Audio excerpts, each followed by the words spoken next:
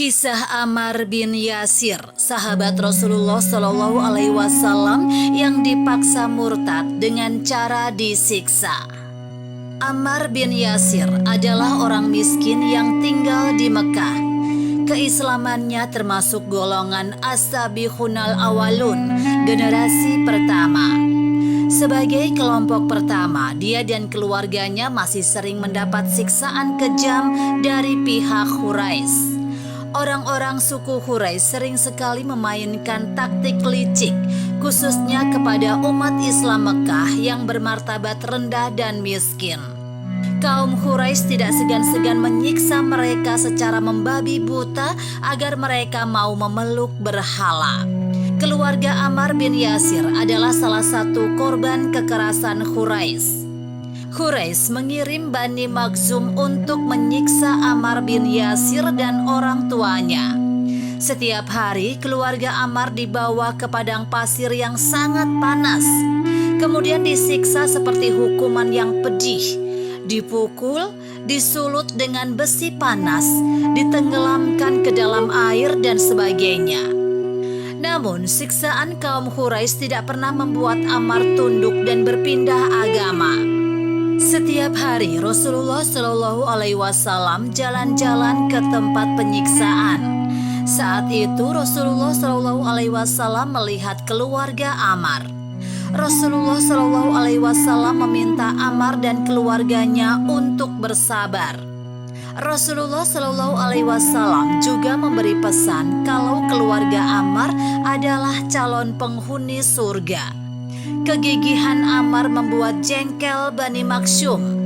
Suatu ketika Abu Jahal datang dan menyiksa keluarga Ammar. Ibu Ammar akhirnya meninggal dengan tombak menembus punggungnya. Setelah ibunya, kemudian ayah Ammar juga meninggal. Sekarang hanya Ammar yang tersisa. Ketika Ammar setengah sadar karena berbagai macam siksaan, Ammar terpaksa memuji berhala dan kali ini dia menuruti orang-orang kafir itu. Setelah sadar, Ammar merasa sangat menyesal dan kecewa.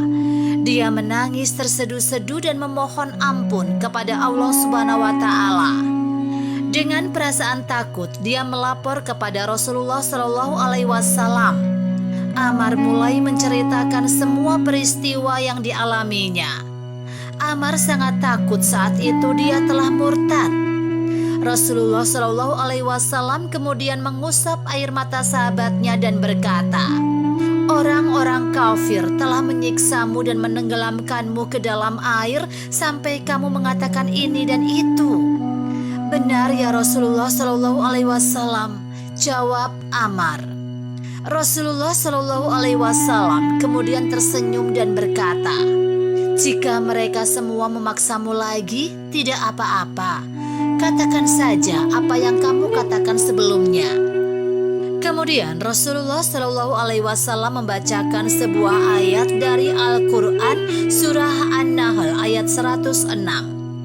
"Barang siapa yang kafir kepada Allah Subhanahu wa Ta'ala setelah dia beriman, dia mendapat murka Allah Subhanahu wa Ta'ala. Kecuali orang-orang yang dipaksa kafir padahal hatinya tetap tenang dalam beriman, dia tidak berdosa. Tetapi orang yang melapangkan dadanya untuk kekafiran, maka murka Allah Subhanahu wa Ta'ala menimpanya dan baginya azab yang besar." Mendengar ayat itu, Ammar bin Yasir akhirnya lega dan dia bisa tersenyum kembali.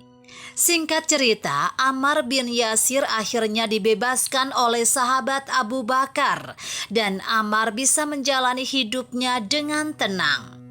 Demikianlah kisah sahabat Rasulullah Shallallahu Alaihi Wasallam yang dipaksa murtad dengan disiksa oleh orang kafir untuk menyembah berhala. Semoga kita sebagai umat Nabi Muhammad Shallallahu Alaihi Wasallam oleh Allah Subhanahu wa Ta'ala diberi iman dan Islam yang kokoh agar tidak terjerumus ke jurang kemurtadan.